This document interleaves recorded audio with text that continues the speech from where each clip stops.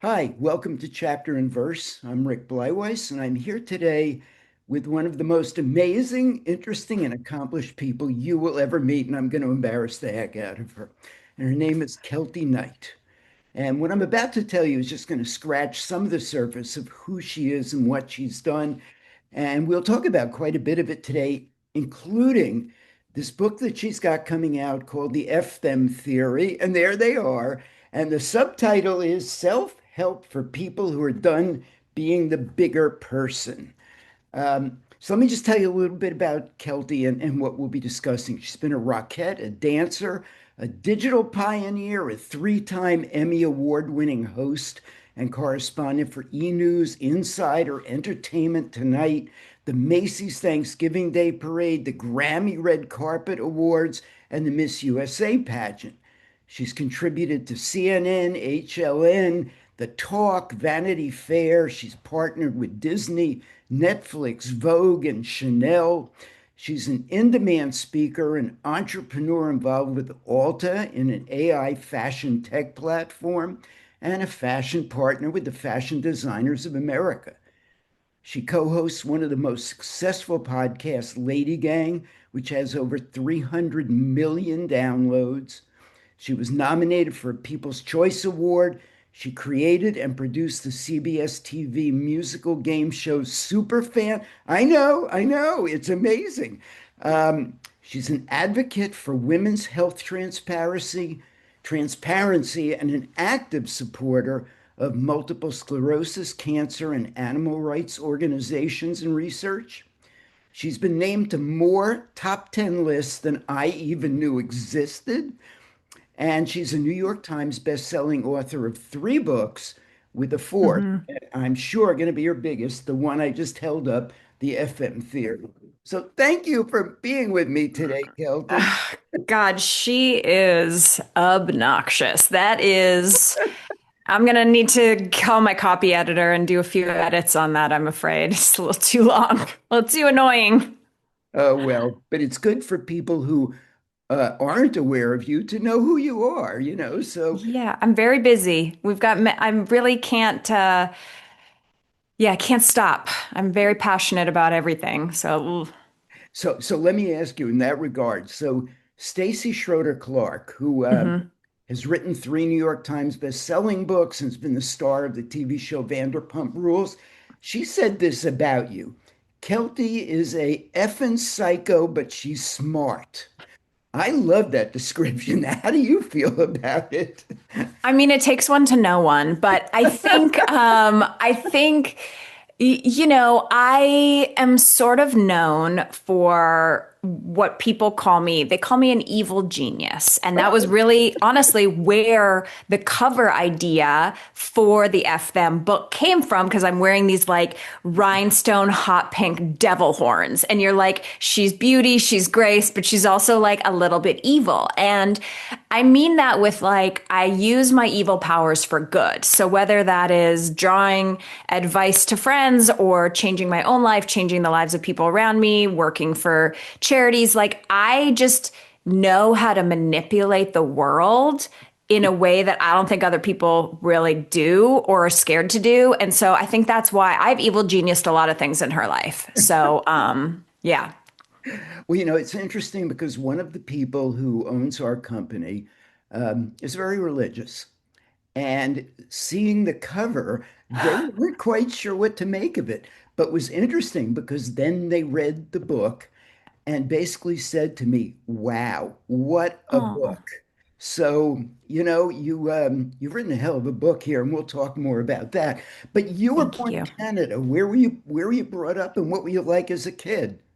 So I was born in this town. It's actually a hamlet called Sherwood Park, Alberta, in Canada. It's right next to Edmonton, and a lot of people will know Edmonton because we had in the 80s and 90s a pretty successful hockey team that Oh, yeah. won the Stanley Cup. We had Wayne Gretzky, and Alberta is in general, like it's kind of the Texas of Canada, I would say. Like it's a lot of blue collar people, it's oil rigs, it's farms, it's beef. It's like very homegrown. And I mean, I'm someone who didn't see the ocean until I was 18 years old. We were, we're just kind of like small town. And I did not fit in any form. I think since I was born, I can remember I always wanted to be in a costume. I was making shows in my backyard. I was telling people when I was in eighth grade, oh, well, you should be friends with me because I'm going to move to New York City and be famous. Like, I don't know if it was like kismet, but like, I went to 3 different high schools. I used to bus myself into the big city to go to the performing arts high school. I just was busy and very nerdy. One thing you really need to know about me is that I had baby teeth until I was in grade 12. So this like says a lot about me, because when you think of like that nerdy, awkward girl, you're always like, yeah, right, I don't see it. Just imagine my big old face with like a bunch of like toddler teeth, and they had to wire my jaw shut and like drag down my adult teeth. Anyway, when I got those veneers when I was 18, I was like, it's over for you guys. Because if I was this charming with baby teeth, can you imagine what I'm going to be like with an adult smile? Incredible. So, yeah. Do you have siblings, brothers and sisters? Yes. So my parents are still there, and I have my brother who I write about a lot in the book, and I've kind of kept him hidden. I've kept my family pretty much hidden from my public facing career. They did not ask to be public people, and for sure. And yeah, so my brother is someone, he struggled with mental illness, and he's a significant portion of this book is talking about being his sister and the pressures and why I decided not to have children of my own, and something you would understand, like being a caregiver to someone you love and taking care of them. And like, yes, that is the best thing on the planet, but it is also a horrible burden in your life, and you feel guilt about feeling guilty about it and not wanting to do it every day. And there's a lot there. I also, have a section of the book where I'm talking about like kind of family trauma. I see so many people that they hold on to these things that happen in their families, whether it's a year or 20 years ago, or Uncle Jim was mean at the wedding, or mom was this, and they never get over it. They're never ever able to repair it. And I found out when I was well into my career at Entertainment Tonight that I had a half sister. And she messaged me on Facebook. I knew she existed, but like she was estranged from my dad and wasn't in my life. And I tell the story in the book as well as an example of sometimes you just have to like force it. You have to force people to get out of their own way. I was like, you know what? I'm alone. I'm not having children. My only sibling is my best friend, is amazing, but like is tricky. It's like a tricky relationship. When I lose my parents, I'm going to be alone on this earth. Wouldn't it be great to have a sister? So I started a relationship with her, and I was like, wait, you're not stranger danger. You're great. We got to repair this with my dad, and I put the work in, and now listen, I can't give her back those years that she didn't have my dad, but we definitely have moved forward in a positive way. And I think so much of this book is about really like just shutting the F up and getting out of your own way. Like, just cause you're supposed to do it one way, like just be loud. Like, Dad, why are we not speaking to her? Just call her on the phone, say the uncomfortable stuff, right. And you never know what can happen. So I'm going to ask you something that the book has the F word on the cover. Many books now seem to have the F word on the cover. I know. Whereas years ago, it was completely taboo verboten. Why do you think? Is it the younger generation that doesn't ascribe the same meaning to it or negativity to it? Or why do you think all of a sudden it's in use? Well, for me, the book title for me was based off this. I was burnt out. I was having this kind of breakdown, and I, Instagrammed out like, no, I can't let them. I want to F them, and it was kind of like a joke, a play on words. and it just went viral. And I was like, oh no. So now I got to write this book. And like, I can't call it anything else because this is the thing that like attracted everyone to it. But when I go in the bookstore and I do see the F word or the S word like all over it, I do think like in my generation, millennials, the Gen Zs, like we just don't care. We're not like prim and proper in that way. I think we grew up with like streamers and, things not being bleeped in the movies. And so we didn't grow up in that prim and proper way. And I do think that like there isn't a great word in the English language that just is the same as the F word. Like it's like there's mad, mean, bad, dangerous, damaged. Like there's so many great words about but like when you just say like F off, like man, it's just comes with an attitude. And so I do think I'm kind of cringy about it, to be honest with you, Rick, because I was like, oh, everyone's going to be like another one of these books that they think she's such a cool girl with using the swear word. But there was really no other option. I get it. And by the way, for anybody watching, I have read the book. In fact, I've read it 3 times already. Oh my God. So he's asking me questions. Yeah, I know. I know the answers to some of the questions, or if not all of them, but I'm asking them as though I didn't, just for the public, if you will. I love it. I love it. Thank you. So when did you move to the United States, and did you move to New York? Yes. So I got my first dance job. So I grew up, and it's something I talk about a lot in the book as well, growing up with my black swan brain, which is like I was a ballerina and like really trying to be a dancer. I was a waitress on the weekends, and I would use my money and I'd fly out to Vancouver, Toronto to audition for things. And I was only halfway through high school. And of course, being the overachiever K type that I call myself, I had enough credits to graduate from high school in December. I didn't even need to finish the last half of the year.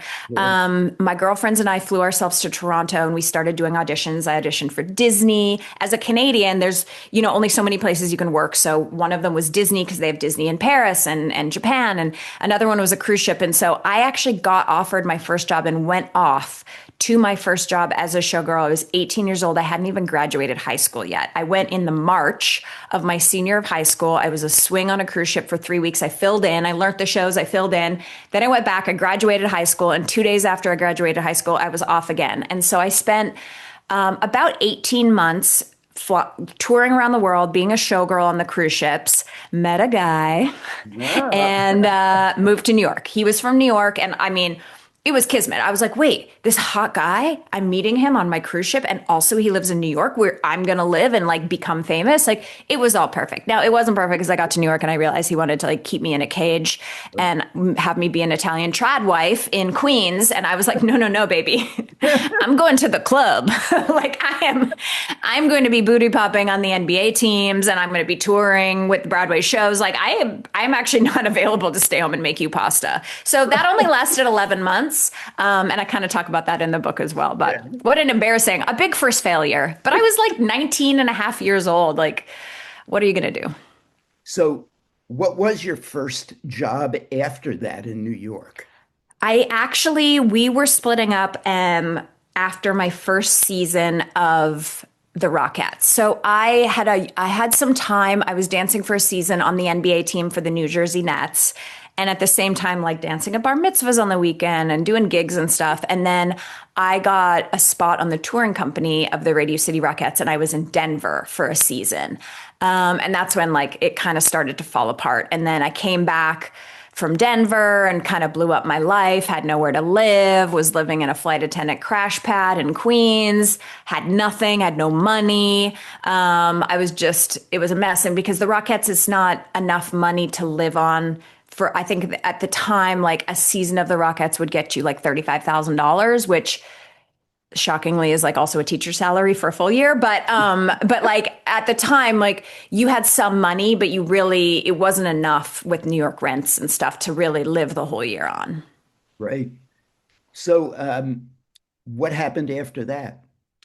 So after that, I was living in Queens, and I literally just spent my 20s making horrific decisions in my own love life. I dated bad guy after bad guy after bad guy, like Carrie Sex in the City, big times 1,000. Like I just made the worst choices because I had made the safest choice with like first husband. He was like such a stand-up guy and like just old school classic. And then I went to the polar opposite. I was like, "Oh, I want everyone to be drunk and doing drugs at all times."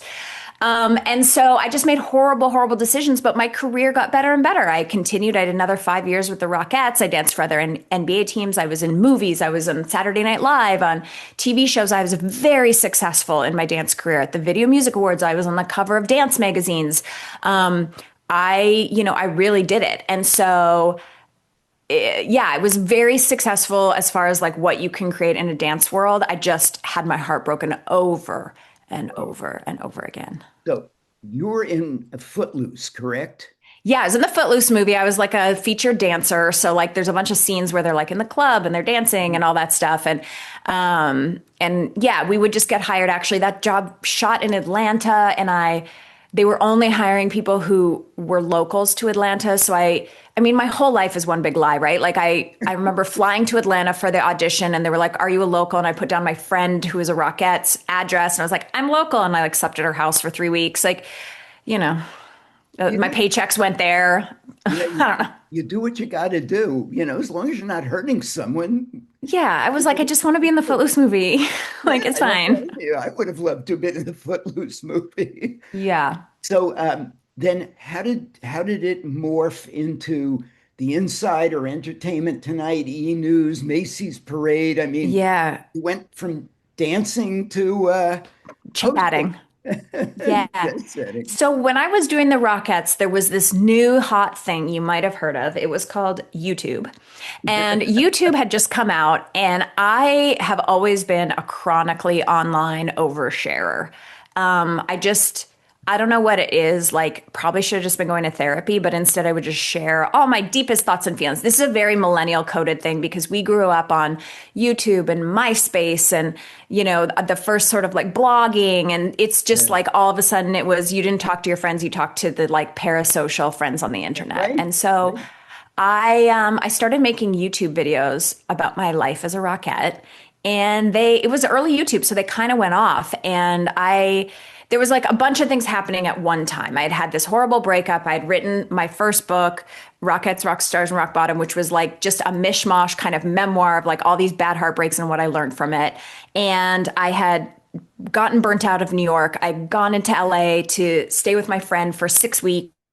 I loved LA. I was putting the book out. I was, taking a hosting class. I was like, I think I want to be a host now. And all these kind of kismet things happened that I tell in detail in the book. But then basically the short version of this is I met a woman. She read the book. She was like, this book is great. Then I put it on sale. I went to a shoe store. I was celebrating that I published a book. I ran into a woman who was married to like one of the biggest producers in Hollywood. And she's like, what do you sell? I had no money. I was driving a Honda CRV that had blood stains on the like flip down thing that I'm pretty sure like was in a terrible accident. Someone on the West Side had picked it up, put it back together and sold to me for $2,000. Like I was broke. I had no purpose to be in the Saint Laurent store on Rodeo Drive, but I went to buy myself some shoes because I'm a girl. And I met this woman. She was like, oh, my husband makes movies. You should meet him. I met him. I met his son. He became a manager. They did this pony show. I went on the tour to Hollywood. I got an agent. I got a lawyer. I got all these people. And they were like, oh my God, the book was going to be a TV show with Hilary Duff. She was going to play me. It was like super bizarro world. That all fell apart, didn't happen. And then they're like, we still think we like her. Like, we're going to assign her to do something, and maybe she can be a host. Maybe she can, and Right. then I met an agent and helped me get a hosting job and worked my way up there for 15 years. Wow. So you've met a lot of very interesting people and celebrities. Are there any that specifically stand out to you as ones that you really enjoyed? You probably enjoyed all of them, but I mean, was any that stuck out to you? I think that what I've been inspired by the most are the fearless females who remain themselves in this Hollywood world that wants you to just like be pretty and shut up. Right. So when I think of that woman, I think of like a Gayle King, I think of a Jennifer Lawrence, I think of a Chrissy Teigen, I think of um, even Alina Dunham, like as controversial as she can be at times. Like I do really appreciate it. And I think I appreciate it because I know how powerful the forces are that are telling you to stay small. I mean, it is 1,000 times easier for women, I think in general, but especially in Hollywood, to just shut up and be pretty. And so anyone that is having an opinion or standing up for something they believe in or being loud or yelling F them, like the courage it takes to be disliked is tenfold. Uh, I think you're absolutely right. And that was true in the music industry as well. I get Yeah, it. it's like we let the boys get away with like bad behavior and they're like, oh my God, he's just such a rock star. And then like the girl is 20 minutes late and they're like, she is so lazy. And you're like, what is happening? Like, this is so unfair. I know you're right. There was one of the artists, recording artists that I had a pretty good hand in helping to launch was Melissa Etheridge. And one year there was Melissa and one other female act, and the Grammys decided not to have a Grammy that year for Best Female Act because there were only two of them that they thought would qualify. Wow. And I went on TV and railed at that decision and said, if it was two guys, would it be the same decision? Never. They would Never. have found six more that were like kind of mediocre and they would have put them in anyway. Exactly, exactly. So, how did you get involved with multiple sclerosis and cancer and fundraising? I mean, it's really two very noble causes. Well, one of my very good friends, Courtney Galliano, who is now Courtney Pratt, she was diagnosed when I was just a baby TV host, but we had danced together and she was 6 years younger than me. And so she was like kind of the baby of our group. And it was so devastating when she was diagnosed because Now, what was she she, diagnosed with? with Cancer or MS, with multiple what's sclerosis? yeah, MS, and it was the relax and remitting one. Yeah, Sorry, I'm not sure of the yeah, exact, I can't remember. relapsing remitting. Relapse, yeah. And it was just crazy because it was this person who was so young, so vibrant, so healthy, had her whole life ahead of her, and so physical. Like she was on So You Think You Dance. She was one of the best dancers I ever saw. And I was just really coming up in my career. And it was at a time when it was the first time in my life that I kind of saw how powerful being a public person could be. Whereas, like, when I hosted the charity for the thing, when I put up the form for the MS walk, when I took a picture there, it got picked up in the press. And Mhm. so to me, I was like, oh, wow, like, I didn't feel important and I didn't like, I was like, it's clearly not Oprah at your event, but I realized that like, oh, if I host this Dancers Against Cancer charity, I can really make a difference in this way. And I got involved with the cancer charity, Dancers Against Cancer. My dear friend, Jacqueline Sable, rest in peace, passed away from brain cancer. And she fought it valiantly for 14 years. We danced together when I was a baby dancer in New York, and she was the most beautiful. And she's actually one of the reasons I wanted to be a host. She was someone who had been a dancer, and then she'd started hosting some sports content and basketball stuff, and she called herself Jack of all nets. And it was so cute. And I was like, wait, oh, I could be a host. Like, and she was, and I just, and it was crazy because I really thought she was going to get better. And so I would host these things every year. And the last year that I hosted before she died, I was like, hey, I want you to come out and be my guest. And, she hadn't been unwell. And she sent in a video, and it was like the most beautiful montage of her and how she had overcome. And she was going to be there next year and like hello to all the dancers. And then she died. And it was like such a wake up call for me. A hard lesson. And, why I try to remain humble and full of gratitude that I'm like healthy, living, big, able to do what I do, even though I'm suffering from some sort of seasonal depression at all seasons. Well, just on a personal level, I'm very appreciative of what you do. My wife has MS. Mm. Uh, she was diagnosed 11 years ago, I guess it was, or maybe longer, longer. And she has primary progressive, but through diet and lifestyle, she's been able to really uh, help it tremendously. So, Yeah. but we MS needs all the help it can get. A lot of people have it. Yeah, it's a lot of people have it. And also, like, these are all things that, I think of when I was dancing in New York 25 years ago, we had this, there was a big, big charity that was Broadway Bears and Equity Fights AIDS and all of these things. And now we get to go back to that charity every year and be like, hey, we fought and like people are not dying from AIDS. You know what I mean? I mean, Right. most people like this can be overcome. You Right. can still have a long, beautiful life with the people that Right. you love. So, until you're touched by one of these things, you're like, oh, I didn't realize how much we've kind of not even skimmed the surface of trying to help these people. You're right. Well, let's change subjects for a minute. And before we do a deep dive into the book, talk about the Lady Gang podcast.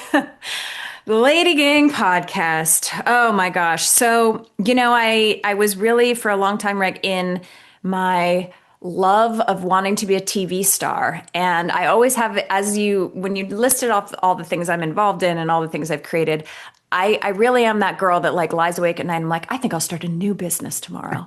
And I had this idea for like a View version of a TV show, like The View. But I was like, The View, they seem old and stodgy. And like, what about like, why are they not talking about sex and dating? And like, it's like one step above where I'm at in my life. So I can't really relate.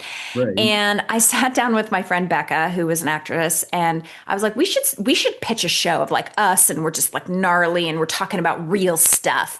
And she was like, yeah, we should. And then we looked at each other, we're like, no one's going to buy a TV show from us.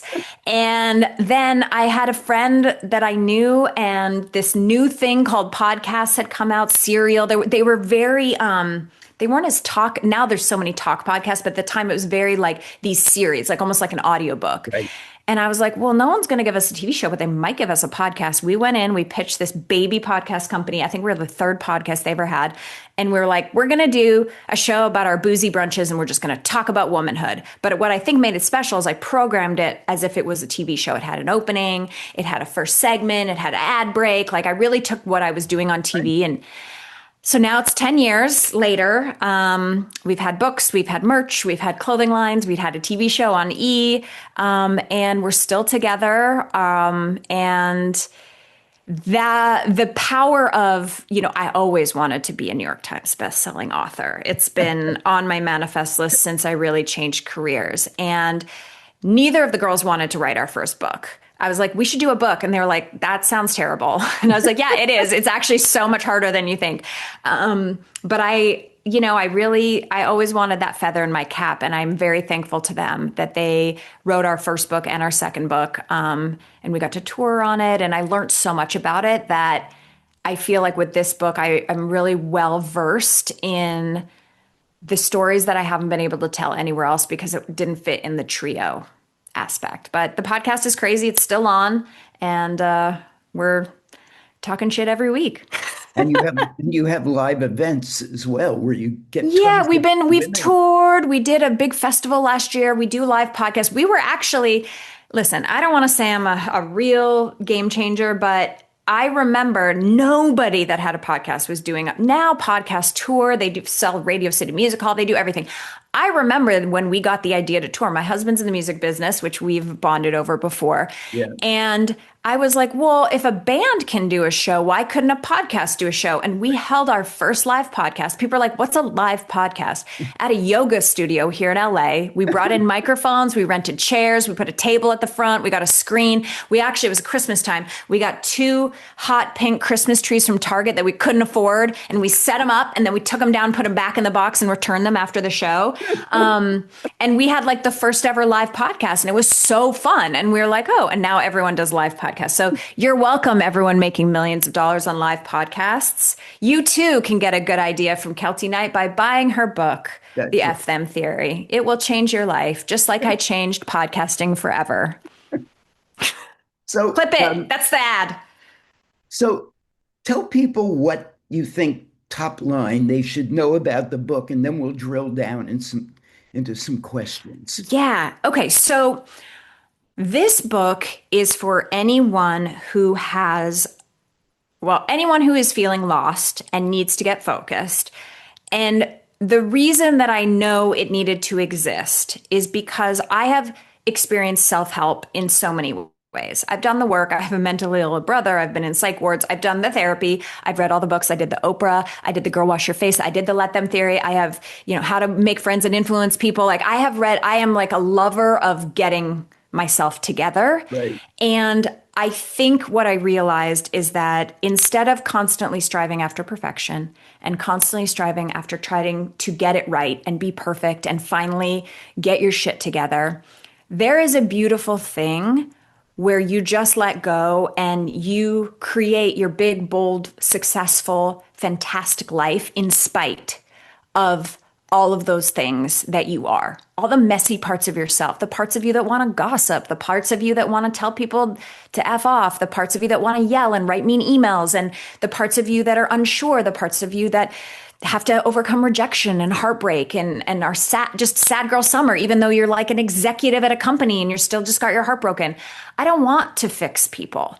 I want us to collectively give ourselves a break and use the really hard things in our lives as rocket fuel to create a great life that can make us happy without the expectation we'll be happy all the time. Okay. Well, along those lines, I think you write in the book that you realize that every win in your life occurred after you were either underestimated, rejected, or told you weren't good enough. So Yeah. what were some of those things, and why were you told those things? Well, listen, like I obviously getting dumped by these people I thought were like the love of my life, getting my heart broken. You're like, oh, Okay. I'm never going to be okay again. And they're like, no, wait, I'm going to get hotter, stronger, more successful. And like, really hope you see me in my bikini in Ibiza on Instagram. Like, I mean, that is the most universal post breakup vibe of all time. But also when it comes to, for instance, the last season of The Rockettes, the reason I came out to Los Angeles was that I was not hired back for my 6th year of the show. I thought it was going to be a 20-year Rockette. I mean, that was my childhood dream. I never was like, I can't wait to be on TV. I was like, I'm going to be a Rockette. I'm a dancer. And I didn't get my job back. And, now I'm friends with all those people. I went back to Radio City last year for like a big alumni event. But at the time I was like, no, F them. I'm going to prove to them that I am so great, and they really missed out by not having me back. And then similarly, later on in TV, a lot of people, I never was really 100% honest because I wasn't allowed to be about why I had left Entertainment Tonight. And it was like kind of a awkward story, but there was a rejection involved, and I was not picked. And, I was like, well, what am I going to do? I'm like, this was my whole life, my whole job, my whole second career was like working for 10 years to get this gig. And I was like, well, I guess I'm going to have to make my own show. And then I went out and sold Superfan to CBS. So, it's like you just take that rejection and you just, I think, of course, there's this outward want to be like, to prove to everyone, like, you were wrong about me. But it's also about doing the inner work of like, the rejection stops me in my tracks and I'm feeling so bad about myself. Like I have to get up off my ass to prove to myself again that there's worth here. Because if I just wallow in this disappointment forever, it will consume me. I get it. And, as an author, because you and I are both authors, you get great reviews and then you get terrible reviews from people who either are trolls just they get a thrill out of bashing someone, or they Mm-hmm. didn't like the book. And it's you just have to have a thick enough skin to go, that so what? That's their opinion and it's not going to stop me. Yeah. And I also think like, I was interesting. I was just having a conversation with a friend of mine. I actually love having a hater and I love having someone dislike me. I know this is like probably a weird choice, but haters are the rocket fuel of the algorithm. Like if everyone likes your stuff, you're just getting likes and like smiley faces, it will never go viral. The things that go viral, like if you look at culture right now, Subway takes, Hot Ones, like even the books, even the Let Them theory, like you want Mel Robbins wants half her audience to be like lifers and be like, Mel Robbins changed my life. She's everything to me. But the people that are like, she's awful, they boost it because people see the haterade and they're like, well, if Sandy hates it, I'm going to hate it too. And I want to go hate it. I want to hate on something today. So I welcome a hater. I welcome a negative review. I think it's hilarious.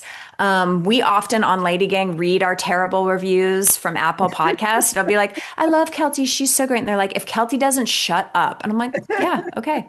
Like, and the courage, I always say like the courage to be absolutely hated or disliked is very freeing. Like once you decide like, ooh, I'm going to welcome the haters in, ooh, they hate that. They hate you even more because they can't control you.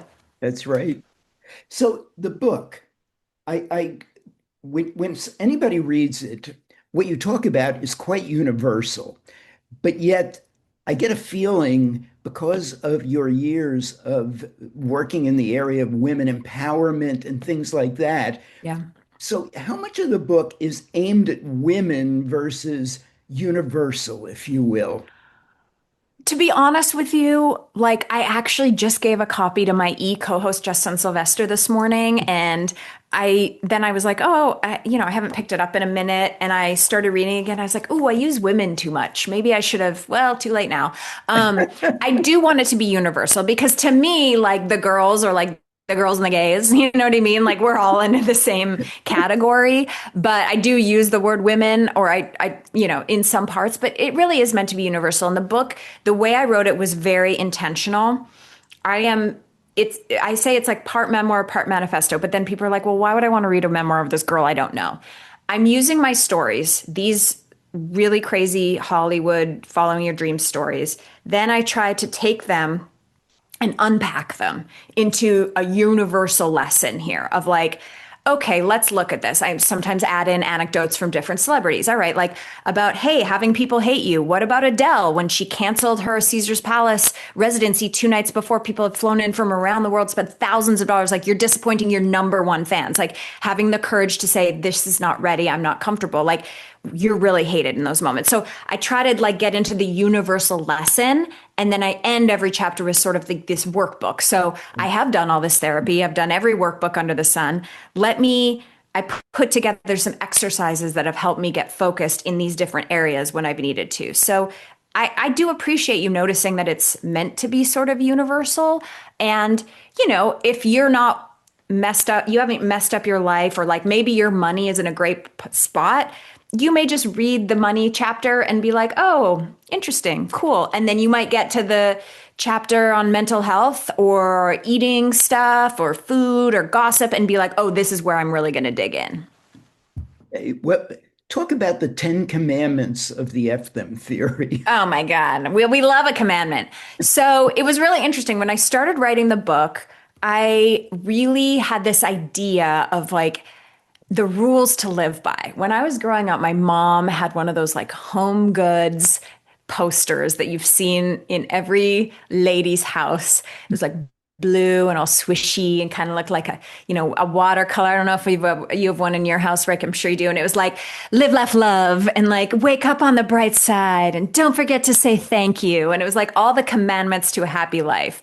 And I was like, well, what if I turn that on its head and like give the commandments that I think would actually work? And maybe that's like a cool way to sort of open the book and give people like a taste of really like what I'm trying to get at. And so some of them are like, thou shalt not shrink. It's like, you were not built to be quiet and make other people comfortable, turn up the volume on whatever makes you weird or ambitious. And like, you can be bold, but never boring. Or thou shalt be delusional is one of my favorites. It's like, believe in your own potential with reckless abandonment. Like I have so much self-love for the delusional parts of me. I love being delusional. I'm like, oh, no. Like, I can be a New York Times bestselling author. Like, well, who are you? You're no one. You know what I mean? Like, I'm not a Nepo baby. I don't have a silver spoon. Like, what do you mean? And I'm like, no. I can win an Emmy.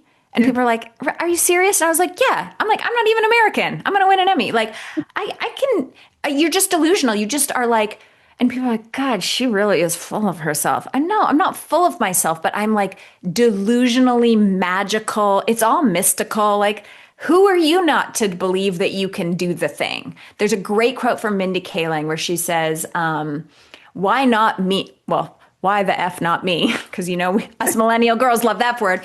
Why the F not me should be your life motto. And I love that. I'm like, yeah, I mean, someone is going to win the Emmy this year. It could be me. That would be great. I'm going to try for that. Well, you talked about Wayne Gretzky earlier, and one of my favorite quotes of Wayne's was, you miss 100% of the shots you never take. It's like the power of positive thinking or manifestation or whatever you want to call it. Yeah. There's nothing wrong with believing in yourself and aspiring to get what you want out of life. Yeah, and the ratio of it is like 99 giant failures to 1 success. And so you have to be delusional because the amount of rejection you face in a job like mine or a career like mine is overwhelming. Like it would beat down a normal person. So like if I was normal and had normal emotions and a normal brain, I would be crying in my closet, Rick. Like I wouldn't be able to get out of bed. So the delusionalness of like, oh, they didn't want me, but like they're so dumb. And I also think I might become a movie star tomorrow. Like that has really served me to be kind of off my rocker, Well, it's sort of like, if I'm not mistaken, I'm looking at a line from the book. Sometimes you should be petty, unhinged, and motivated by revenge. 100%. Love a revenge. Love a little bit of revenge. No, you know what? Pettiness is underrated. Like, I'm going to show you, like, is a great motivator. It's like we only really bring it in, like, in culture. The only thing we really like accept revenge is when like a woman is on the cover of Us Weekly and it's like, how Sofia Vergara got her revenge bod. And I'm like, yeah, she got divorced. Yeah, she's super hot and she looks great in a bikini. But like, what if we took the revenge bod into the soul? Like, what about a revenge career? What about a revenge relationship? What about a revenge house? What about a revenge bank account? Like, yeah, when people wrong us or bad stuff happens, I love the idea of like kind of putting a revenge system together.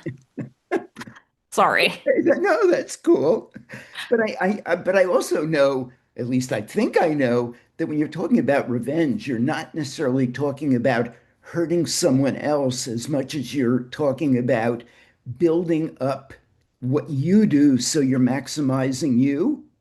Yeah, I mean, Rick, I'm talking about both. I don't want to hurt other people. Like, I'm not going to murder someone. Right. But there are types of revenge, like telling the truth about someone when you're asked about them can be a type of revenge because I think you're taught, we've all had that person that work for us and they're like, can I put you as a reference? And you're like, okay. And then the reference person calls and they were terrible, but you're like, you don't want to be mean. So you're like, yeah, they were great.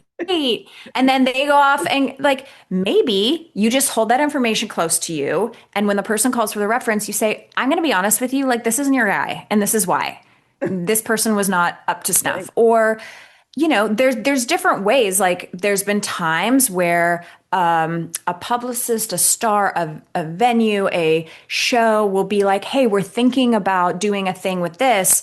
We saw that you worked together. What did you think? Well, telling the truth about a bad experience can be a form of revenge. Yeah. And the difference about me is that I tend to do it, which is one of my biggest problems, is I tend to just say it out loud on my podcast in the press to someone's face. And that's why sometimes people hate me. Because I'm not really I'm not that big of a talk behind your back kind of girl. I'm kind of like, if I don't like you, I'm going to probably, you're going to know.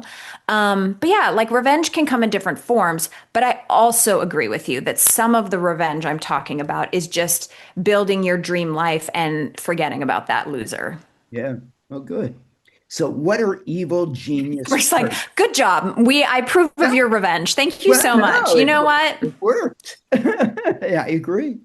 So what are evil genius perks?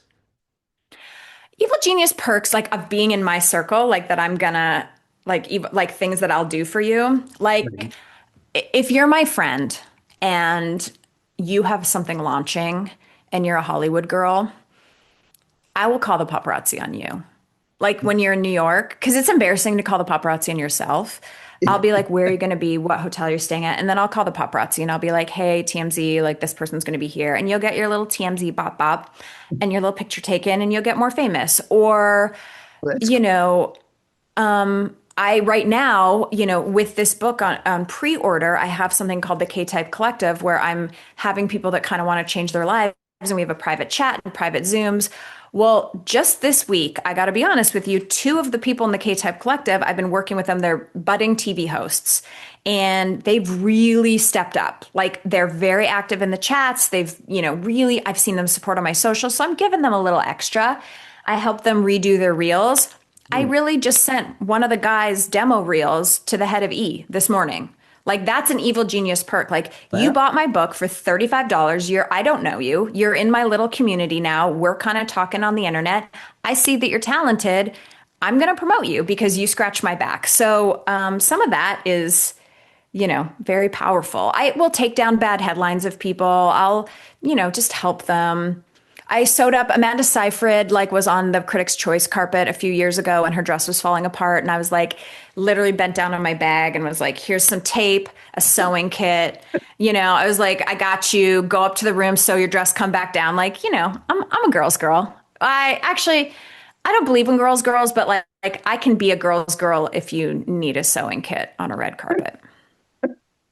That's really cool. So, what is the rejection and redirection masterclass? Oh, okay, great. So, yeah, so I have been going around the country very privately for the past couple years with a couple different companies doing this like very intentional speaking. And I'm very inspired by it. And so I put together this sort of rejection masterclass that I'm going to be doing virtually when the book launches for all the people who pre-order two books. It's like one of the benefits, the bonuses. And basically, it's about how to set up your life. Like, let's look at some of the things that are not going the way you want it to, and then redirecting like what's happening into your superpower and to your next big life. And so it's pretty nuanced, but for instance, I have a lot of women that and men that are like, hey, I'm at my job. Like, when is the next time I can ask for a raise? Or one of the things we've kind of been doing is that we like redid all of our social media handles. And like, so you learn how to like speak about yourself, different ways you could network, like redoing your LinkedIn profile. Like, my goal is I want everyone to be happy, but I also want people to be like successful and rich. And so it's like, how can you sort of take these people dumping on you? One girl was like, oh, I got this new job, but I feel like they promised me this raise in a year and I didn't get it. And I was like, we got to get out of there. Like, do you know what I mean? Like, if we got to redirect here. And so that's really what that class is all about. And it's going to be an hour and on Zoom, and I'm really excited about it. Oh, cool. So is what you just described, is that sort of like part of this reality checks that somebody might be experiencing that the book and your philosophy can help them with? Yes, I think that I love that this book is coming out right at the end of November because I feel like you're going to get it and you're either going to read it right away or you're going to put it on your bookshelf for January, and Right. it's a perfect sort of companion over the Christmas holidays to read and really get in the mindset of like what you're going to do in 2027. Because I really think there's a lot of heart and there's a lot of emotion and there's a lot of brutal kind of honesty. But I also think there's a lot of tools that can really set you up to create and get on that path. I think the greatest thing, about this crazy thing to say, but the greatest thing about me is that I know when I'm on my deathbed, I'm not going to be like, wow, I really regretted not trying, or like, I should have really gone for it, or I could have done this. I could have done this, but I didn't. And I Mhm. really wish I wouldn't have held myself back. I don't have that problem, but I would say that 95% of the people on the planet have that problem. They have Yeah. fear. They have shame. They don't think they're good enough. They don't want people to think they're crazy. They want to be safe. And I just really want to inspire people to, yeah, I don't feel safe. I don't always feel courageous. I don't always feel like I'm making the right decision, but you got to just go for it. You got to live that big, bold, loud life. Oh, I totally agree with you. I mean, you've lived a bigger, louder life than I have, but we both live not Pretty big traditional lives. lives. Yeah. Yeah. So I Yeah. couldn't agree with you more. So some of your advice is F the F boys and how to Yep. unshould yourself. So Ugh. would you explain those? Yes. Okay. F boys, this is awkward. F boys are men's that they are not ready to treat you the way that you've worked in the music business, so you know many of these men's. Some of them are F boys into their 60s. Like, I got to be honest with you, but I think that we spend a lot of time trying to have people who are not ready to love and respect us in the way that we need, like trying to fix them. And the truth is, like, you can't. Like, that guy will grow up and he will marry someone and he will be great to them. But like, if he's not available to do that for you, it's because you're like a stepping stool for them. Now, the shouldas is something I learned from my mom. And I really hate, it's like one of her personality traits that drives me crazy. And I really try to break it from her, is that she'll be like exhausted. She'll have the flu. She'll be bleeding profusely from a surgical scar. And she'll be like, well, I told Nancy we would be there, so we probably should show up. And I was like, it's okay for you to put your own oxygen mask on first. Yeah. Like, the shoulds. Like, I'm not saying walk around being a selfish asshole and like, oh, I should wait for this lady with 5 children to board the plane first, but I'm not going to because I really want to get on the plane. Like, don't be that guy. But there's a lot, like, I just see in her a lot of like, oh, well, we should eat this thing from the fridge right now because it's been in there for 5 days, even though I really want to eat a pizza. Eat the Right. pizza. Like, it's like an exhausting way to live. Like, oh, I shouldn't wear bright orange because I'm in my 50s. And like, that's just not, I shouldn't have purple hair because I shouldn't have a nose ring. I shouldn't act this way. I shouldn't, I should really stay late and do all this extra work at work because like, that's what they want from me. Well, you don't have to do that. Like, you know what I mean? Like, you can just go home. You're tired. Like, you can go home. You can leave work and turn your phone off and go to your workout class. Like, that's allowed. So Do you think this is common to many humans, or do you think it's more generational with older generations? I think it's common, like, it's a personality thing. Like, I think girls, I think people can just be dumb and fall for bad people at any age. And I think people really have a hard time, like, not appearing perfect to society. Do you know what I mean? Like, it's interesting. Like, I've watched it this whole past year. A friend of mine, Emma Greed, who's like a very brilliant businesswoman, had a book come out and she was doing press for her interview. She runs like multiple companies. She's, incredibly well off. And she's built that all for herself. And she went viral because she was basically like, hey, I just want everyone to be honest. Like, I want to be honest with everyone. I only see my children 3 hours a day. Like, I get up, I get them to school, and then like I come home and I put them to bed. Like, I'm not at the sports, I'm not at the schools. Like, I put my career first and I'm not able to do both well. And Right. she got so canceled. Like, people were like, well, you obviously hate your children. You're a bad mom. And she, the reason why that was like so, I think, viral was because it's very rare that a woman, even if she had to do that, would admit it out loud. You're right. Because you should be like, oh, like, I need to work. I need to set myself up. I am needed by my company. I am a CEO of this company. I need to do a 4 p.m. meeting. But like, you really should go do the orange slices for your kid's soccer game. And like, at your own demise. Like, you're going to lose out on the promotion because you got to go. Like, no, your friend down the block can pick up your kid. You're going to be fine. Like, I hate the shoulda. To me, the shoulda is based on people being concerned what other people are going to think about them. But the truth is, I mean, people are judging us on the internet, sure. But like, most of the time, well, I don't know. I think some mom groups can be really mean to each other, but most of the time people are just thinking about themselves. Like, to be honest with you, it's like I wake up in the morning, I'm thinking about what do I need to do? What am I going to eat? What's my husband doing? What's my family doing? How many books did I sell? Like, what's Rick up to? Like, I'm not thinking about, oh, this person down here wear a knee-length skirt to the tea party. They must be horrible. Like we just are not, it's not, we don't have you on our mind. So where does all this fit into what you call the failure files and the permission slips? So the failure files is an exercise that's in the book after a giant chapter about all about rejection. And I think one of the maybe worst things about the internet is that no one ever talks about their failure.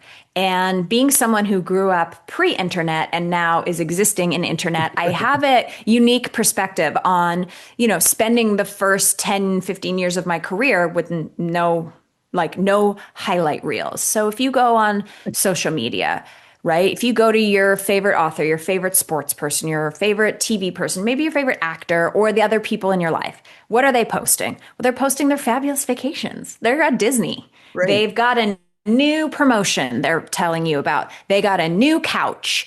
They bought a new house. They got a new dog. They look cute when they went out on date night and they're posting their cute outfit. Like, we do not have people posting their failure files on the internet for everyone else to see because there's a lot of shame around it. And so, and especially in Hollywood, I would say that we are excellent about like, this thing failed, and then quietly it just goes away. It's just scrubbed from the internet. It's just unavailable to watch on Netflix anymore because it did so bad. Like a movie bombs at the theaters. You're like, I wanted to see that movie, but it's not in theaters anymore. Yeah, because it bombed, and they silently just very quiet. No one said, this movie bombed, so we're taking it away. Like the failures go away very quietly. Yes. And I think it's really important to just name them and say it out loud. Hey, you know what? I had a great podcast. We had a series on E! We were supposed to be the next big talk show. I got my dreams and it failed. We got canceled. I sold a show to CBS. It was $2 million an episode. We got sued. It was going to be crazy. And then there was this lawsuit and it was so ugly and horrible and like really ruined the whole vibe. And it bombed. Like nobody watched it. Like I remember calling CBS and being like, I don't see it on the streaming platform. They're like, yeah, because we had it up for one day and 70,000 people watched it. By the way, our normal shows get about 700,000 views a week. And I was like, oh, I'm like a major failure. But like, you're not allowed to put that out there. And so I think people feel very alone. So in the book, I want you to like name those failures, like put them out there, write it down, get it out of your brain, get it out of your shame, and then like redirect into what could be next. Right. Well, I do, you don't know, but I do lectures and presentations encouraging seniors that their lives don't end just because they get older. And, I talk about my failures. And one of the things that I talk about is how, for me, the chase is more exciting whether or not I find the pot of gold at the end of the rainbow. It's the whole process that's fabulous. And it's great if you find the pot of gold. But if you don't, it was a hell of a life experience. 100%. And it's life is long, and what a beautiful thing. What a beautiful thing to start over, whether that's you had a bad marriage, you were estranged from your kid, you had an illness, you were in the music business for 1,000 years and super well respected and could have just done it forever. But then you're like, you know what? I love books. I'm going to publish. I'm going to write. I'm going to, feed into this passion. Like, what a beautiful way to live life is just to not let that fear hold you back. You get to be whoever you want in whatever era you're in. Taylor Swift did the Eras tour. She did like 25 eras and she's only like 30. So we're allowed to have like a lot of eras. Well, we're running out of time. I have about another 100 things I could probably ask you, but I guess I'm just going to hold the book up again because this is for everybody. And Yeah. it is a fabulous book with Thank you. great exercises and things at the Rick, end what of was the your book. favorite part if you've read it 3 times? I want to know, like, was there a story that stands out? Actually, I would have to say that you're talking about what it took to be a woman and what you went through, in Hollywood. I Yeah. think that really stood out to me because I don't think everybody always talks about that as openly as you did. Yeah. And I think that was one. And I think another thing was the examples you bring in of other people like Reese Witherspoon and others. I just think that, I really enjoyed the whole book, but your opening up about what you went through and what women go through, I think that was very eye-opening. I mean, I think that was one of my single favorite parts of the book. Oh, thank you. Yeah, Reese is a huge inspiration to me. And it's kind of like, combining all of these stories of all of these women was pretty powerful because, yeah, you hear these things, you're like, oh, Serena Williams and, oh, Simone Biles and like one offs, you're like, oh, kind of impressive. But like when you put them all together, like Reese Witherspoon being like, hey, I turned 35 and everyone thought I was too old for Hollywood and I was only getting like mom roles. And then I was like, no, thanks. I'm going to start my book club. I'm going to start producing. I'm going to create all of these series. And like now it's like actually cool to be 50s and an Right. actress in Hollywood, which it was not 10 Right. years ago. Like she reframed the entire cultural of what age you're allowed to age out of Hollywood at. And now it's 55. So, we'll get it up to 65 next year, but Right. it's pretty cool. Well, I appreciate that a lot. One of the other things that I really liked in the book, but it wasn't any one, it was all of them. And that is all of the journal workbook things that you have at the end of the chapters, because what it does is it takes what you've said and it now enables the person reading the book to apply it to themselves. And I Yeah. just think that's really was very cool. Yeah, and there's so much study on, I do, someone the other day was talking about the book. They're like, it's very well researched. And I was like, oh, so studious. But there is like a lot of studying of the brain of like, you actually can't let go of things until you put pen to paper. And so the idea was like, you may come back to this book, you know what I mean? Time and time again. And you may not read it and do each workbook while you're reading it. You may go on a beach read or, Right. be on a vacation and read the things and then be like, oh, I'm feeling this way. But there was a good chapter and like come back and do the workbook later. I think it's an interesting thing. Oprah did that that's where I stole the idea from. Thanks, Oprah. I went to see her speak at her forum, Live Your Best Life tour or whatever. And she had a workbook that like everyone got to do and she filled it out with us together. And I was like, this is so cool because it really did make you think about you. You weren't just like lost in her story. So thanks, Oprah. She kind of knows what she's doing. All right, I'm gonna talk about one last thing here. Okay. So in my new Pignon Scorpion book, Yes. I've introduced a new character. It's a beagle named Julius Caesar. Cute. Now, you are involved with the Beagle Freedom Project. So I just Yes. figured I'd tie this up with Oh my God, Beagle. that's so cute. So Yeah. tell me about how'd you get involved with that? I had a rescue beagle, and the Beagle Freedom Project is an amazing organization where you don't realize this, but beagles are the number one dog that's tested on when they do animal testing. Oh, I So, didn't know that. like a lot of times, people are like, "Oh, when they do animal testing, it's like mice and rats and like things we don't like." But actually, it's a lot, especially for cosmetics and products like that, because beagles have such big eyes and they're so wonderful and calm that they won't fight you when you stick acid in their face. And there is this God. woman who rescues the lab beagles. And what's crazy about lab beagles is they have never touched grass before. They've never been on the ground. They've lived in cages Wow. with, smoke machines on their faces, inhaling things to see. It's a horrible thing that's done for them. And so for many years, I've been able to watch some of these beagles get rescued and then come to these yards and take steps out of a crate for the first time in their lives. I mean, it's pretty harrowing. But my soul dog was a beagle, so I am very excited about Julius Caesar. And I would like a spinoff of I'll just take us next spinoff can just be about the dog. Right. But I'm very excited to read that book too. So takes one to know one. Yes, totally. Well, actually, I've already started working on the book after it. And it starts with a case of a kidnapping where Julius Caesar gets involved. You know what? You're making me look bad. Why? I'm not working hard enough, Rick. Yes, you You're are. already on number four. Ugh. I haven't even sent Levi back my edits for this one yet. They're due yesterday, and I was like, I need more time. Sorry. Okay. Well, Can't KELTIE, help. thank you so much for doing this with me. I think people are going to just absolutely enjoy it. I love it. Thank you so much. And thanks for all your support of the book. Everyone that's listening, if you don't have the book yet or you're interested, fthembook.com is where you can go. There's all like the things to join the K-Type Collective.